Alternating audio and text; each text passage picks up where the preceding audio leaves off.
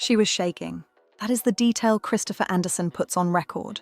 Not nervous, but shaking, like a leaf, he says, standing in a room at Clarence House in 1998, waiting for a 16-year-old boy to walk through the door. The meeting lasted 30 minutes. When it was over and William had gone, she turned to whoever was closest and said she needed a gin and tonic. This is where the story starts. With a woman who knew exactly what she represented to a teenager who had just spent a year learning to live without his mother, and who showed up anyway. Sat through it, said nothing to protect herself. What happened in the 27 years between that room and the moment William becomes king is what this video is about.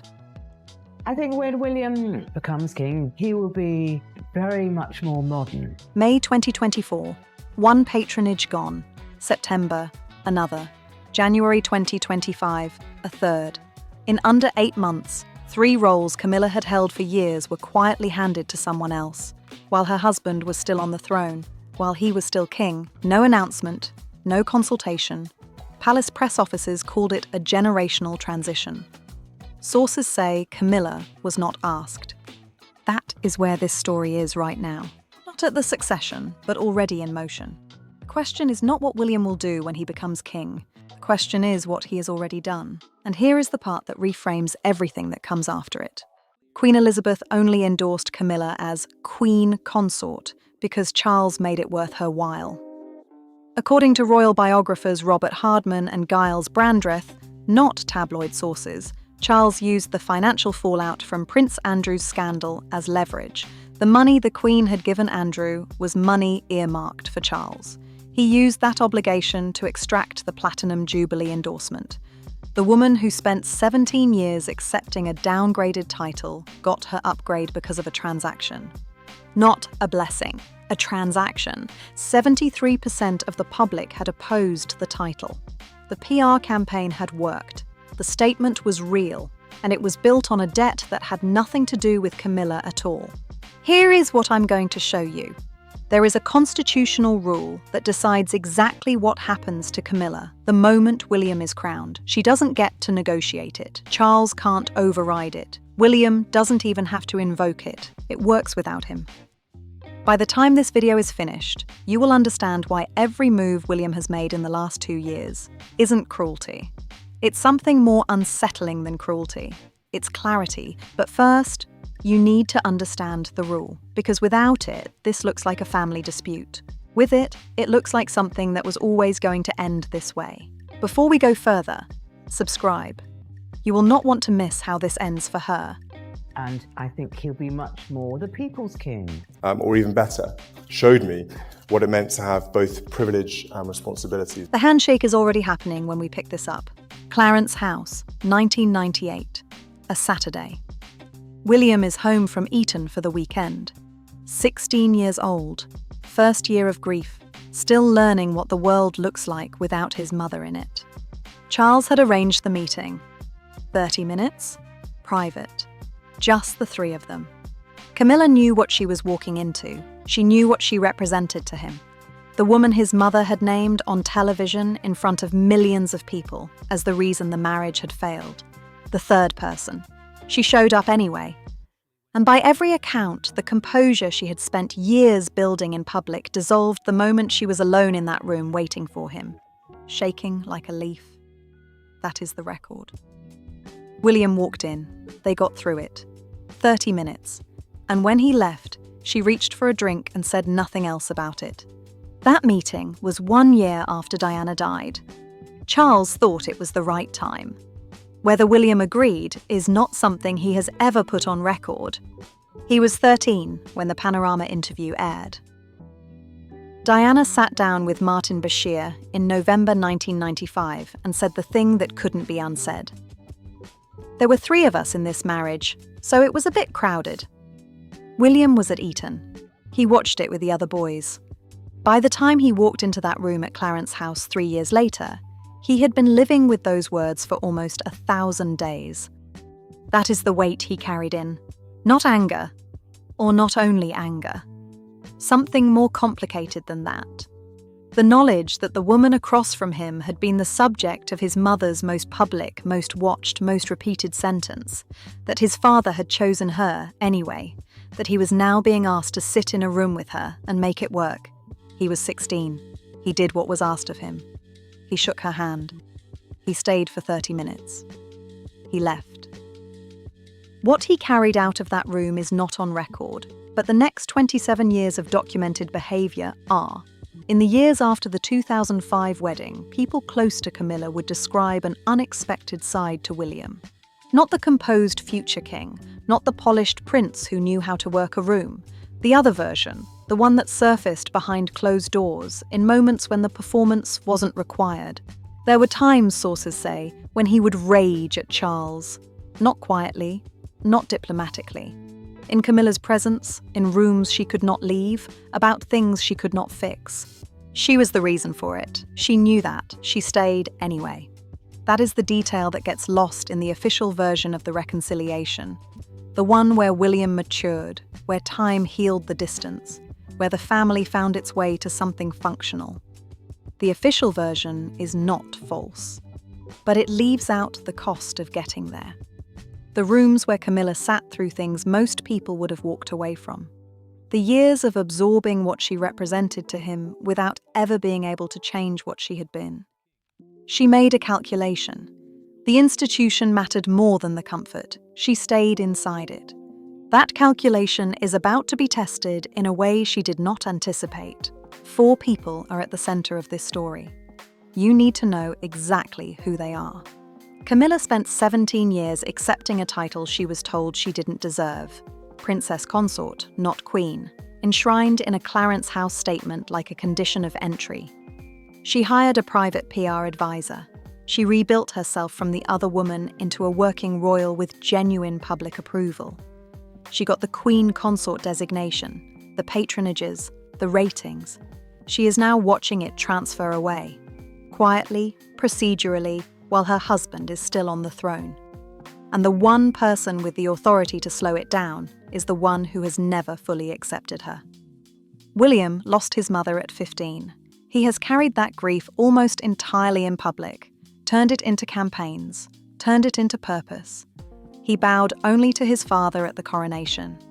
He has never permitted Camilla the grandmother role with his children. He is building a monarchy around his own vision. Precise, slimmed down, public-facing. And that vision has 8 senior working royals in it. The documented trajectory does not place her inside that ring. Catherine has absorbed 3 of Camilla's patronages in 8 months. The National Theatre, the Voluntary Service co-presidency, the Academy of Dance. The palace calls it a generational transition. She accepted every transfer. She could have slowed the timeline. She did not. Charles is the only person currently standing between Camilla and William's full authority over her future. His health is failing. The window is closing. Diana said there were 3 people in that marriage, and William grew up knowing exactly who the third person was. Tell me, do you think he has ever truly forgiven her? Drop a comment right now. Yes, he has, or never. I'm super interested what you think. Good evening, Windsor. Coronations are a declaration of our hopes for the future. On entering Westminster Abbey yesterday, were a pledge of service. May 2nd, 2023. Westminster Abbey. Every person in that building knew the protocol. Every gesture, every position, every bow and curtsy had been rehearsed, approved, and assigned meaning before the doors opened. William knelt before his father, recited the homage of royal blood, rose. And that was it. No gesture toward Camilla, no acknowledgement of the woman sitting 1 seat away who had spent 27 years getting to that chair. Catherine curtsied to both. Some commentators moved quickly to explain it away. The Prince of Wales bows to the sovereign, not the consort. Protocol doesn't require it. Nothing to see. And technically, they are not wrong. There is no written rule that compelled William to acknowledge her. But this is a man who has spent his entire life inside the most protocol-obsessed institution in the world. He knows every rule. He knows what every gesture means and what every omission communicates. The people in that room knew it too. Christopher Anderson, who has spent decades documenting this family, was direct about it. William, he said, wants his own team. The coronation was the first public signal of who is on it. Camilla was watching from 2 feet away. George, Charlotte, and Louis have one grandmother. That is the boundary William set. Not loudly. Not through any statement or press release. Through the consistent, documented reality of how his family operates. Camilla is their grandfather's wife. She is not Granny. She is not a figure in their lives in the way a grandmother is a figure in a child's life. William decided that, before those children were old enough to form their own opinion of her. It is worth sitting with that for a moment, because William knows better than almost anyone what it means to have the adults in your life make irreversible decisions about your relationships. He knows what it costs. He lived inside that cost for years. He made the decision anyway. The palace has never confirmed this directly. It is documented through absence, through what is not photographed, not reported, not placed on the official record. In a family where every public appearance is a statement, the absence of Camilla in that grandmother role is its own kind of statement. William didn't need to say anything. He just never made room for it. In 2005, Harry stood outside St. George's Chapel after his father's wedding and told the press Camilla was a wonderful woman who made Charles very happy. He and William, he said, loved her to bits. That was the public position, the reconciled version, the family that had found its way through. 8 years later, Spare landed. More than 60 mentions of Camilla. He called her the villain, dangerous. Said she was the third person in the marriage, his mother's words, now his. He wrote that his interests were sacrificed on her personal PR altar. He claimed she had been running a long game aimed at marriage and eventually the crown. He said there were going to be bodies left in the street because of it. This is Harry, the one who was always described as the more conciliatory of the 2 brothers. The one who said he loved her to bits. That is where he ended up. William has never said any of this publicly. He has never written it down. He has never given an interview where he described what he actually thinks of her. But Harry's arc didn't come from nowhere. It came from a family that had been carrying something for decades. And the quieter of the 2 brothers, the one who never said a word, has been making documented decisions about Camilla's future that speak more clearly than anything Harry put in print.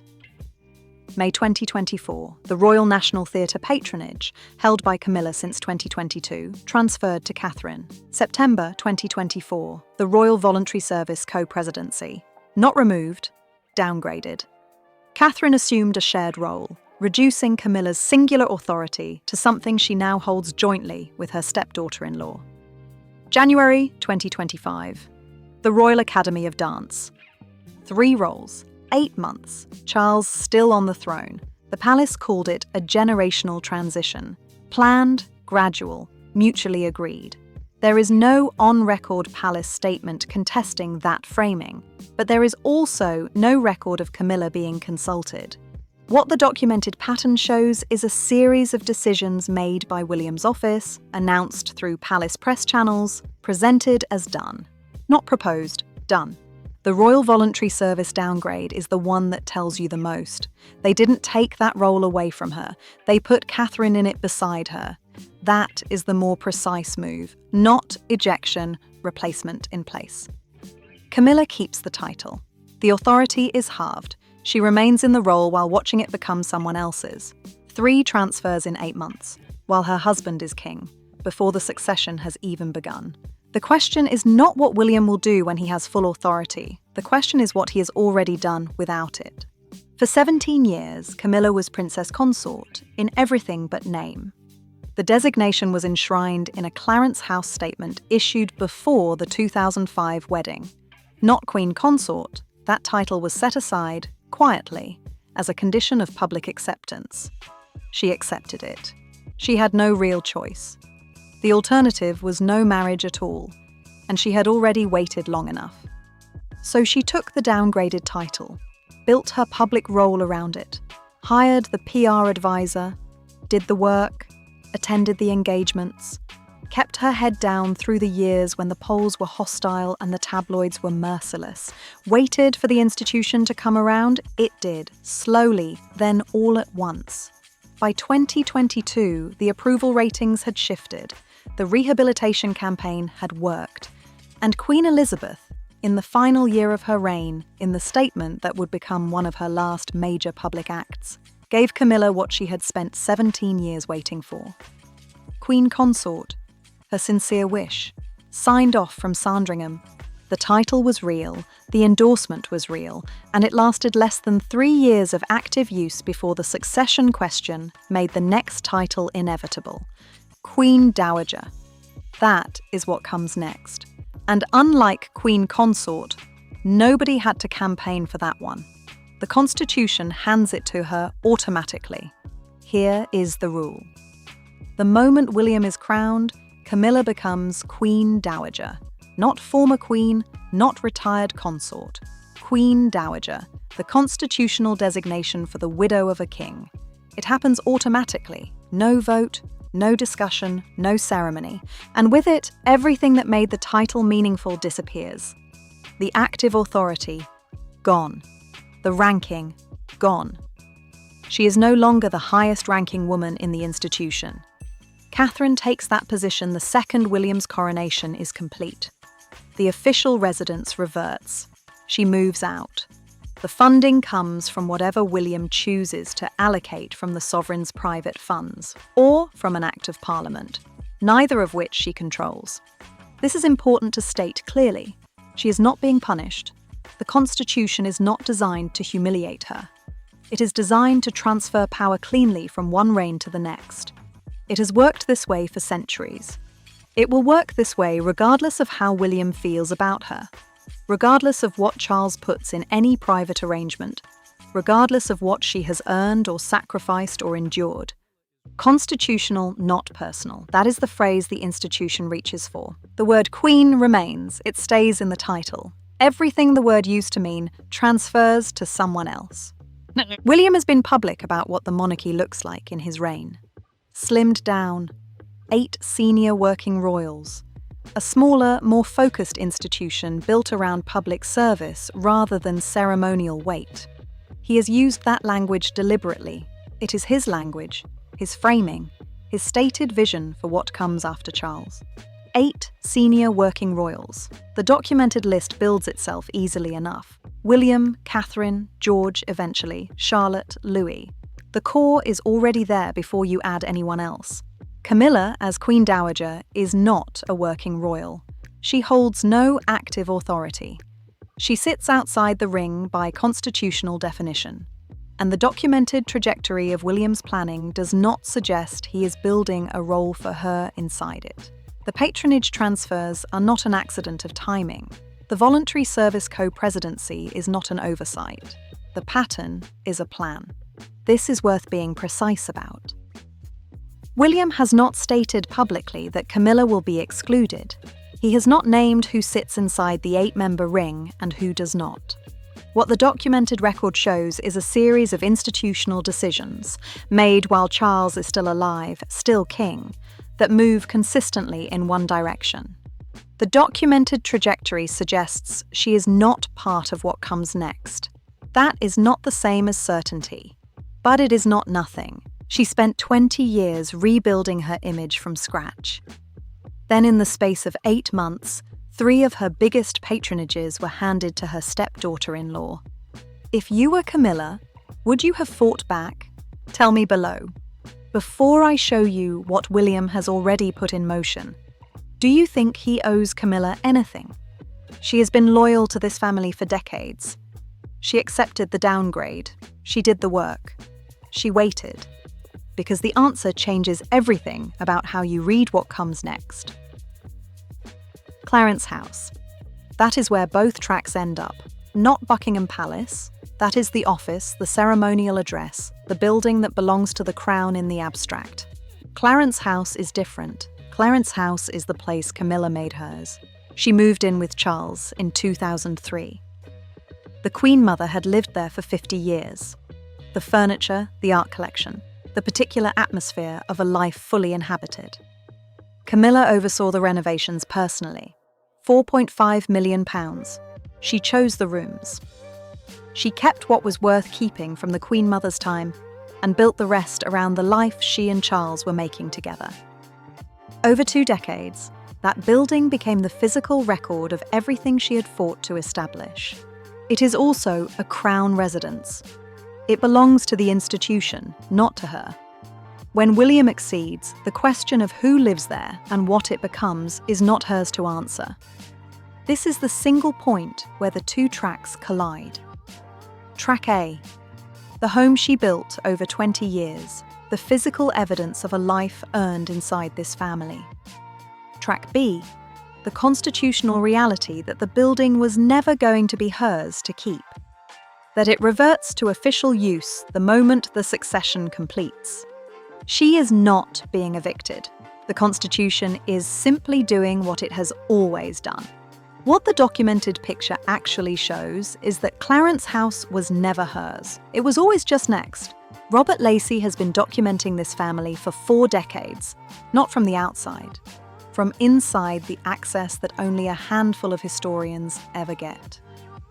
He was the historical consultant for the Crown. He wrote Monarch, the definitive biography of Elizabeth II. His 2020 book, Battle of Brothers, mapped the rift between William and Harry with a precision that made the palace uncomfortable and the rest of the world stop and pay attention. The BBC cites him. The Times cites him. Parliamentary briefings on constitutional matters cite him. He is not a tabloid commentator. He is not a royal enthusiast with a podcast. He is the closest thing this institution has to an authorized historian who still tells the truth. That matters because Lacey has establishment access, and establishment access comes with a cost. Sources cooperate with historians who will be fair to the institution.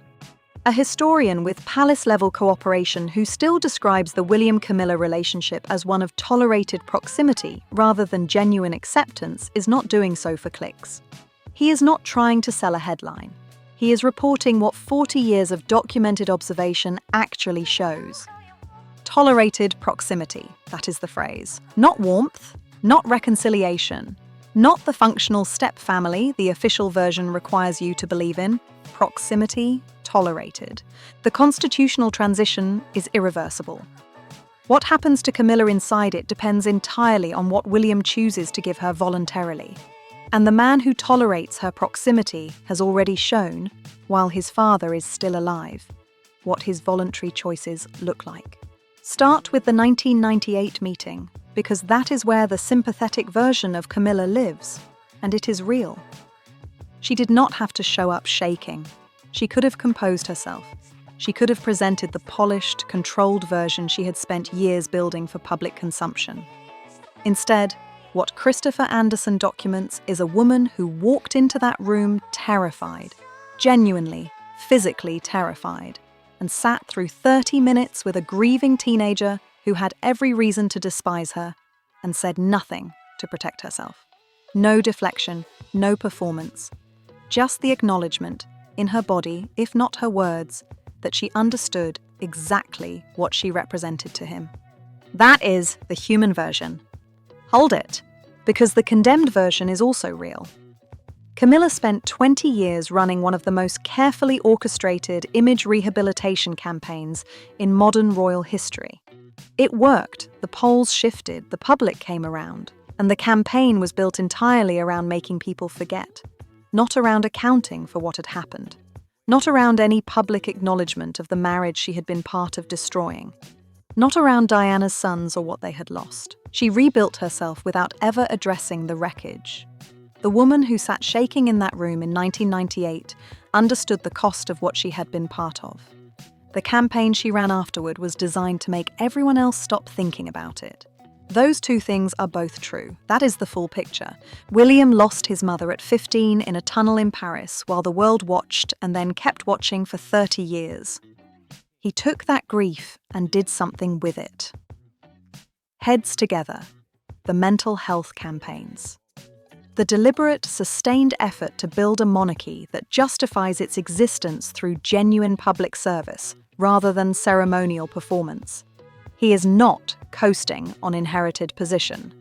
The documented record shows a future king who has thought carefully about what the institution should be and is building toward it with unusual clarity. That is the sympathetic version. It is earned.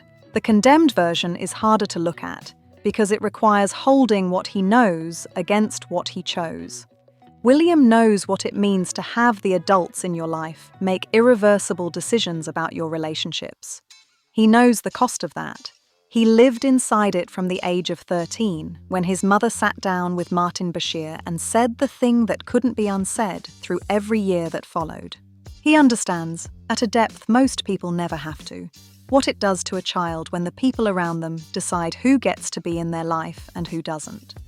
He decided that Camilla would not be a grandmother to his children before those children were old enough to form their own view of her. He made that call, for them, without asking them. He knows exactly what that costs. He did it anyway. Charles loved Camilla when loving her cost him everything, not abstractly, not quietly, in private, in a way that required nothing of him. He loved her when the country despised her, when his mother refused to be in the same room, when the polls said the public would never accept her as queen, when his sons were grieving and the institution was telling him to wait, to be patient, to consider the optics. He waited 9 years after Diana's death. He never stopped. That is not nothing. In a family where love is routinely subordinated to duty, Charles chose the person, held on, got there in the end. The condemned version sits directly alongside it. According to royal biographers Robert Hardman and Giles Brandreth, and this must be attributed precisely because it is their reconstruction, not a transcript, Charles used Prince Andrew's financial crisis as leverage to secure his wife's title. The money the Queen had given Andrew to settle the Virginia Giuffre lawsuit was money earmarked for Charles. He used that obligation. He went to his dying mother and presented Camilla's Queen Consort designation as a matter of institutional stability. Nobody put this on record in precisely the way I'm about to say it. But what both Hardman and Brandreth document, independently from establishment access, with no incentive to overstate palace tension, is a pattern that makes the conclusion almost unavoidable. He loved her. He also used a family crisis to extract what he wanted for her. Both of those things happened. Catherine has done everything asked of her with precision, commitment, and genuine public purpose. That is the documented record.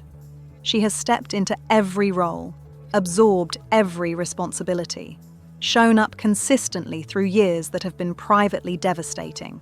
Her husband's grief, her brother-in-law's departure, her own health crisis in 2024, conducted almost entirely in public while the tabloids ran their theories. She has not complained. She has not stumbled.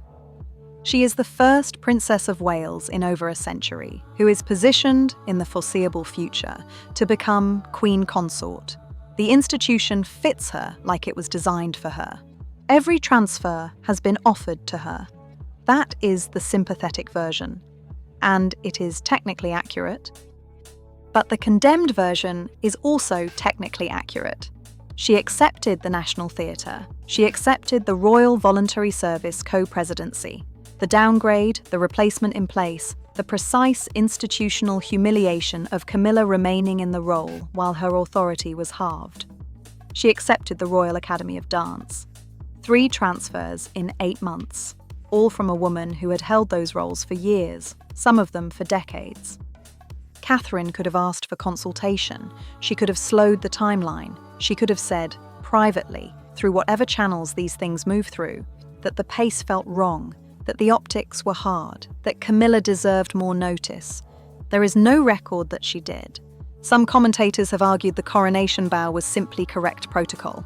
The Prince of Wales bows to the sovereign. There is no written requirement to acknowledge the Queen Consort. Catherine's curtsy was her own choice, a gesture of personal respect, not institutional obligation. On that reading, William did exactly what the rulebook required, and nothing more. That argument is not wrong. It is just incomplete. The documented picture shows a man who has spent his entire life inside the most protocol-conscious institution in the world. Every gesture William makes in a public setting has been considered. Every omission is as deliberate as every action. The people in that room, the courtiers, the constitutional experts, the royal households, understood what they were watching. Not a protocol lapse, a signal. Christopher Anderson, who has documented this family across multiple books and has establishment access most commentators don't, was direct about it. William, he said, wants his own team. The coronation bow was not a snub in the tabloid sense. It was a statement of intent, delivered in the most watched room in the world, in the language the institution speaks fluently. Here is what makes that conclusion more credible, not less. The commentators who identified it as intentional are sources with palace-level access, sources who would typically understate tension rather than overstate it. These are not hostile witnesses. They are establishment figures who would soften this if they could. Their reluctance to stay quiet is the tell. The leverage story is the one that makes people uncomfortable, because it requires believing that Charles used his brother's disgrace to extract a blessing from his dying mother. Some will argue this is reconstruction. Hardman and Brandreth were not in the room. There is no transcript, no letter, no direct testimony from the Queen herself confirming that she understood what Charles was doing when he came to her with the Platinum Jubilee endorsement. That is a fair objection. State it directly. Now state what it runs into. Robert Hardman is not a tabloid writer. He is a Daily Mail columnist with decades of high-level royal access, the kind of access that comes from being trusted by the institution, from writing books like Our Queen and Queen of the World that the palace does not contest. Giles Brandreth was a close personal friend of Prince Philip. He knew the inner workings of that marriage, that family, that institution at a level that most biographers never reach. These are exactly the sources who would soften palace tension if they could. They have every incentive to protect the institution's reputation.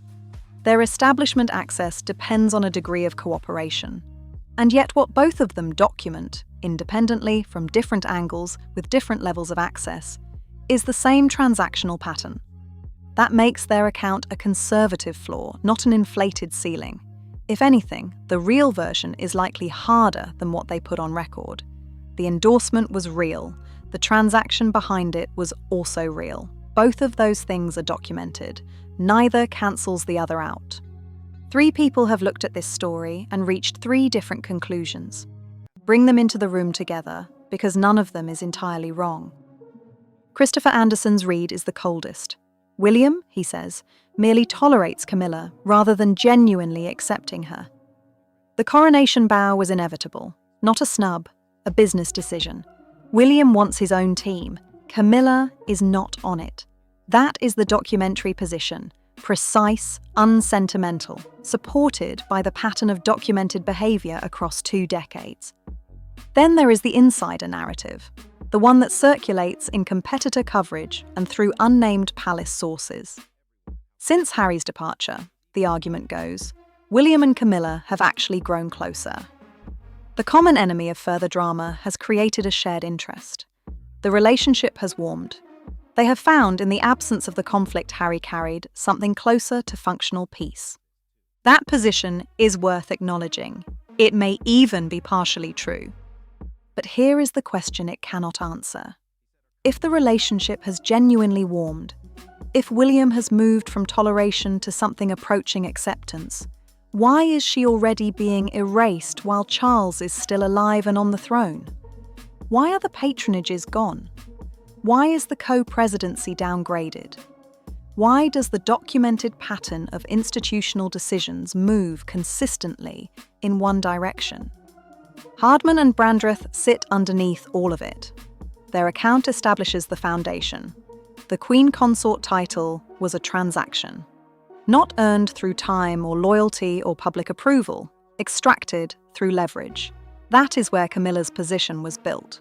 What William is doing now is building on top of it, in his own direction. Here is the narrator's position, stated once. William is not the villain of this story, and the instinct to cast him that way is the instinct that lets the institution off the hook. What William is doing is constitutional. What he is doing is deliberate. What he is doing was always going to happen because the monarchy is not designed to protect the people who give their lives to it. It is designed to transfer power cleanly to whoever comes next. Camilla understood that when she signed up. She watched it happen to others. She watched the Queen Mother become a ceremonial figure in her final decades. She watched Diana get stripped of her HRH and pushed outside the ring entirely. She watched the institution absorb people and then reorganize itself around whoever held the next position in the line. She thought she had earned enough to be different. She thought 17 years of patience and a Queen's endorsement and a public approval rating she had built from nothing would be enough to hold her place. The documented record suggests it was not. The Constitution was always going to demote her. William was always going to build his version. The patronages were always going to transfer. Clarence House was always going to revert. None of that required malice. That is the part that is hardest to sit with. The institution didn't need to want to hurt her. It just needed to keep working, exactly the way it was designed to work. She gave it everything. It kept moving. Here is the thing about Camilla's story. It doesn't end with a villain. It doesn't end with William making a phone call or signing a document. It ends the way most of these stories end. Quietly, procedurally, with the institution doing what institutions always do. She spent decades earning a place in a family that never fully wanted her. She accepted the downgraded title. She ran the rehabilitation campaign. She got the patronages, the public image, the Queen Consort designation. Signed off by a woman who had watched her destroy a marriage and decided at the very end of her reign that stability mattered more than memory. Camilla did everything that was asked of her. And then, the man who came next, the one whose grief she has lived alongside for 27 years, began, calmly and without malice, building his version of the monarchy. She was not in it. Not because he hates her. The documented record doesn't support that conclusion. Because the institution was never hers to keep. It was always going to belong to whoever came next. That is not a betrayal. That is just the rule. The people who give their lives to these institutions rarely get to choose what happens to them inside them. That is the part that never makes the official statement. Camilla's story makes it visible. The institutions we sacrifice for rarely belong to us. Camilla spent 17 years accepting a title she was told she didn't deserve. She spent another decade proving she did. She got the Queen Consort designation, the patronages, the public approval ratings, and then watched every piece of it transfer to someone younger, quietly, while her husband was still on the throne. That is not uniquely royal. That is the oldest story in any institution. You build something. You give it years. You reshape yourself around its requirements. And then one day you look up and realize the thing you built your life inside was never actually yours. It belonged to the role, and the role belongs to whoever holds it next. William doesn't need to be cruel for this to be true. The Constitution handles the demotion without him. The slimmed-down monarchy handles the exclusion without a conversation. The patronage transfers happen through palace press offices, described as generational transitions, announced without her input, constitutional, not personal. That is the phrase the institution reaches for. As if those two things are opposites. As if something can restructure your entire life and not be personal. Camilla knows better than anyone that they are not. One question before you go. When William becomes king, should Camilla be given a protected public role, or has she served her purpose? Shoot your thoughts.